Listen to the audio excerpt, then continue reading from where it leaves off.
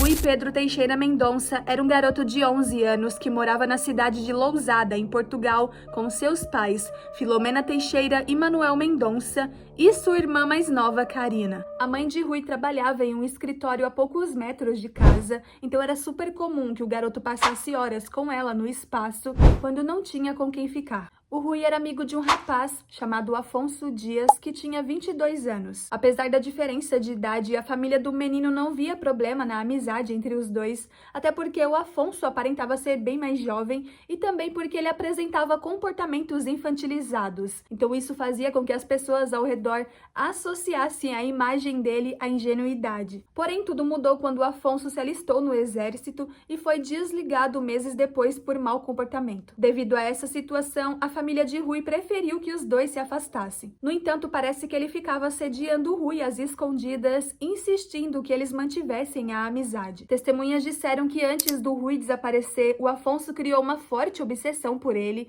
e como a criança não enxergava a maldade, ela facilmente caía na manipulação e acabava cedendo às investidas. E no dia 4 de março de 98, como de costume, Rui estava no escritório com sua mãe Filomena, quando resolveu pedir a ela para se encontrar com o Afonso. Claro que ela não deixou, e isso fez com que o garoto ficasse um pouco emburrado, acreditando que talvez a mãe estivesse implicando com um amigo. E numa tentativa de amenizar a chateação do filho, a Filomena deixou que ele ao menos brincasse com sua bicicleta nos arredores do escritório, precisamente em um terreno desativado. Ela não se preocupou em deixá-lo sozinho, até porque o local era bem movimentado, frequentado inclusive por várias crianças com seus responsáveis, sem falar de que o Rui já tinha o costume de brincar pelo espaço. Aparentemente, após brincar com sua bicicleta, a condição era de que Rui fosse para a escola, só que às 17 horas daquele dia, a Filomena recebeu uma ligação de um dos professores do garoto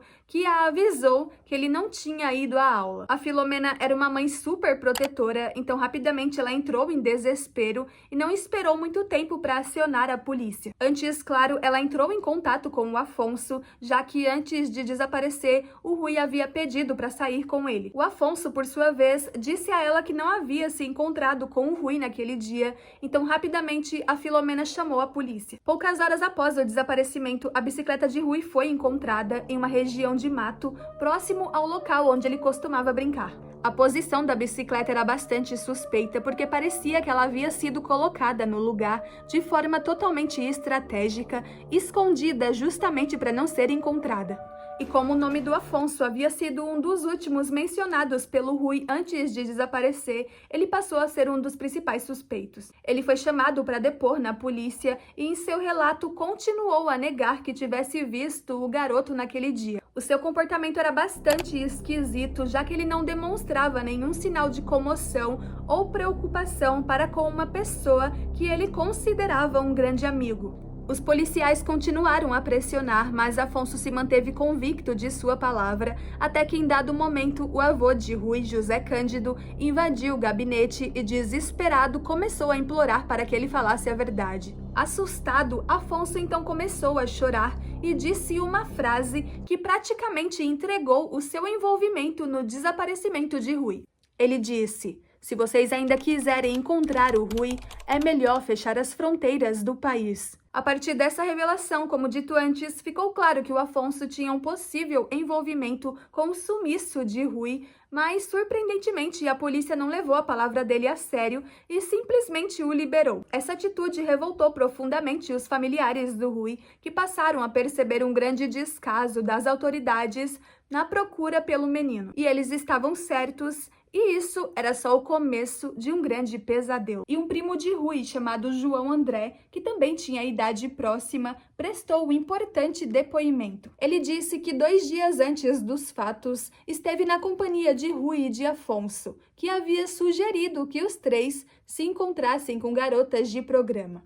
Então, aparentemente, era para o João também estar nesse encontro, só que ele não compareceu porque a sua mãe não deixou sair de casa no dia. E mais tarde, João disse que foi intimidado por Afonso, que disse para ele não falar mais nada à polícia. E por falar em garota de programa, a suposta mulher que Afonso desejava que os garotos conhecessem também prestou depoimento.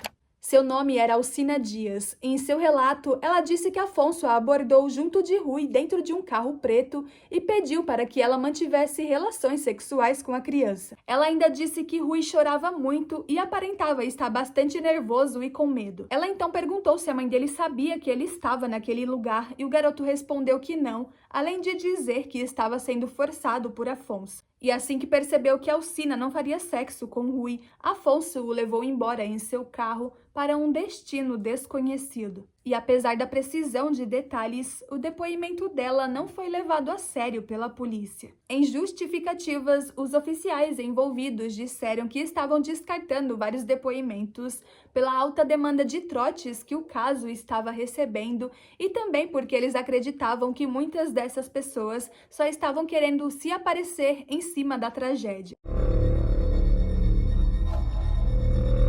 E assim como as autoridades receberam vários relatos, a família de Rui também não ficou para trás. Várias ligações recebidas apontavam supostos avistamentos da criança, porém muitos desses relatos, infelizmente, eram falsos e maldosos. Poucas horas após o sumiço, Filomena recebeu uma ligação misteriosa de uma criança com a voz muito semelhante à de Rui. Na chamada, o garoto chorava bastante e pedia por socorro, mas a ligação foi interrompida por um adulto. Filomena teve certeza que aquela voz era de seu filho e rapidamente ela entrou em contato com a polícia, solicitando o rastreio da ligação. No entanto, nada foi feito, pois os oficiais responsáveis pelo caso insistiam que o desaparecimento não passava de uma travessura de criança. Passados um mês, um jornalista chamado Nuno Rogério foi com a sua família ao Parque Disney Resort, em Paris, e registrou em fotos vários momentos de diversão com sua família. Quando revelou as imagens, Nuno percebeu que havia um garoto muito semelhante ao Rui, sentado em um brinquedo logo atrás dele. O garoto estava acompanhado de um homem adulto que aparentava ter uns 40 anos e usava uma blusa vermelha. A polícia confiscou a imagem e nenhuma investigação mais aprofundada foi feita, e mais tarde ficou definido que o garoto da foto não era o Rui. E sem o apoio da polícia, a família de Rui passou a tentar vários recursos de forma independente. O avô do menino, seu José, foi um dos familiares que mais ficaram sentidos. Ele investiu bastante dinheiro nas investigações, mas infelizmente também caiu em vários golpes e faleceu em 2003 sem uma resposta. Filomena costumava frequentar a delegacia em busca de atualizações. Ela inclusive chegou a dizer que foi assediada por um dos oficiais e também desrespeitada quando alguns deles disseram não gostar dela, do fato dela estar todos os dias na delegacia enchendo o saco. Eles ainda a menosprezaram, dizendo que ela nunca iria conseguir encontrar o filho agindo sozinha. Desde o primeiro dia, Filomena acreditou que Rui havia sido vítima de tráfico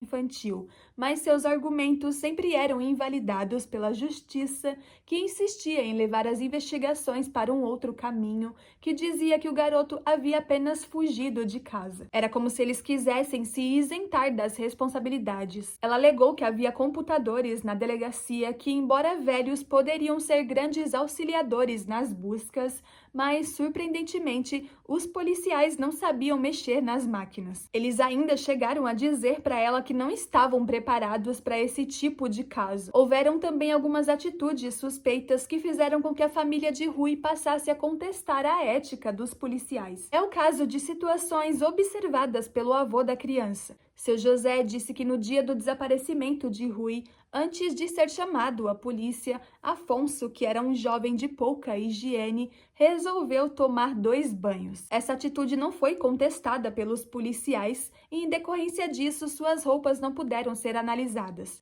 Outro ponto curioso é que Afonso não soube explicar o que estava fazendo nas horas em que Rui desapareceu, e nem a sua família, sua casa ou seu carro sequer foram investigados. José também observou que as condições financeiras dele e de sua família mudaram consideravelmente após o ocorrido, o que sugere que ele faturou uma boa grana com a venda de Rui. Sem falar da garota de programa Alcina Dias, que era uma testemunha-chave e teve o seu depoimento descartado sem o consentimento da família da criança, que só foi saber da existência dela anos depois.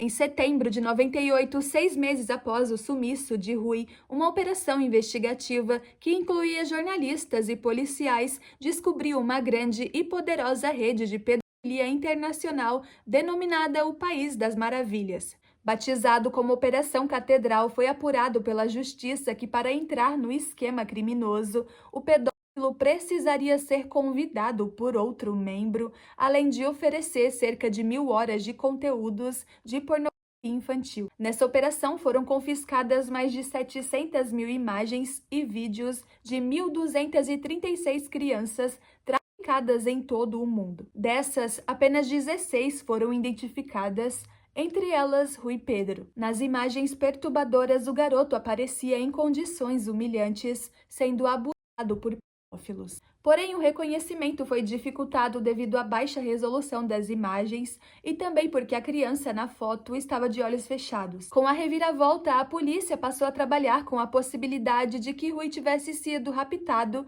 escravizado sexualmente e morto por seus sequestradores após o caso ter ganhado grande repercussão. E o nome de Afonso voltou a ser cogitado como um dos suspeitos, então ele foi apontado como uma suposta ponte para a venda de Rui, e isso o levou à prisão anos depois. No entanto, mesmo que a criança na foto tenha sido reconhecida pela família de Rui, a polícia preferiu descartar essas pistas, essas fotos, as apontando como imprecisas. Desse modo, ficou definido que a criança na foto não era o Rui, então as investigações não avançaram.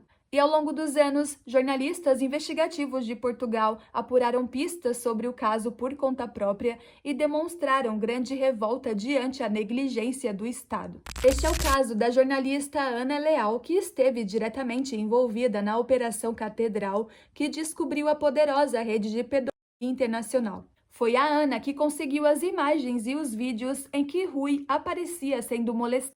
Ela apurou o conteúdo após ter acesso ao computador de um pedófilo envolvido na rede criminosa que foi assassinado pouco tempo depois do sumiço da criança. Ana se mostrou intrigada com a ineficiência da justiça diante sua apuração, já que, além das fotos de Rui, as imagens também mostravam pelo menos os rostos de 14 pedófilos.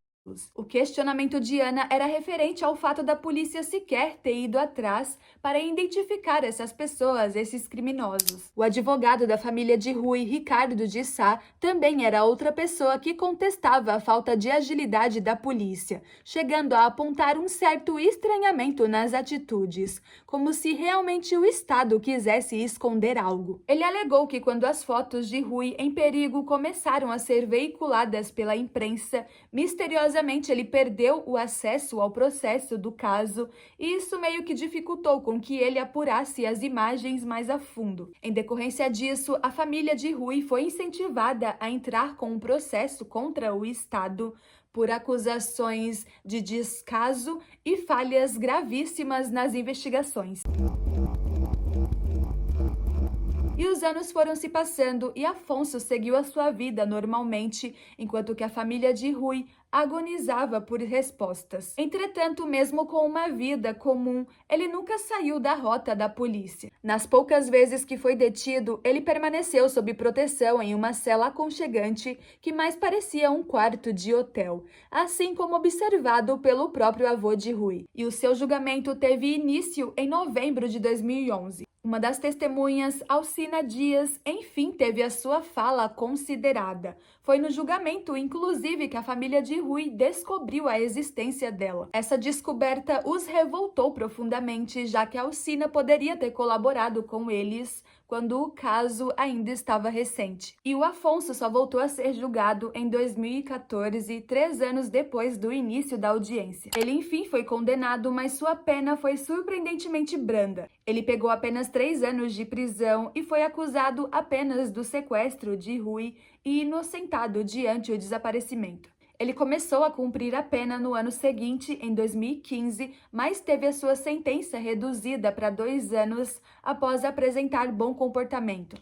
Libertado em 2017, Afonso saiu da prisão se dizendo inocente e acusando a família de Rui como injusta.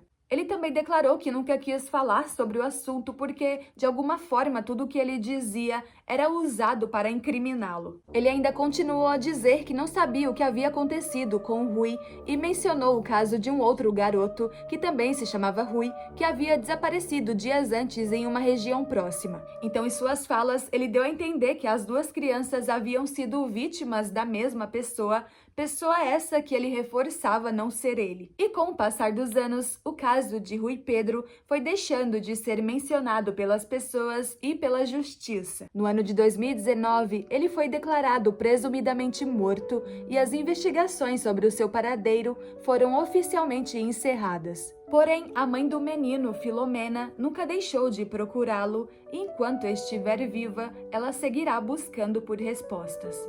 E é isso, esse foi o caso do Rui Pedro, um garoto que desapareceu misteriosamente no ano de 98. Eu espero que vocês tenham gostado da resenha. Não sei se vocês perceberam, mas eu fui perdendo minha voz no decorrer do vídeo. Tô um pouco gripada e acho que meio de tanto falar piorou. Mas enfim, faz parte, é isso. Eu espero que vocês tenham gostado. Se inscrevam no canal para acompanhar mais conteúdos como esse. Deixem o seu like para apoiar o meu trabalho. Me digam nos comentários se vocês já conheciam esse caso, o que vocês acham que aconteceu com o Rui. Beijos e até o próximo vídeo.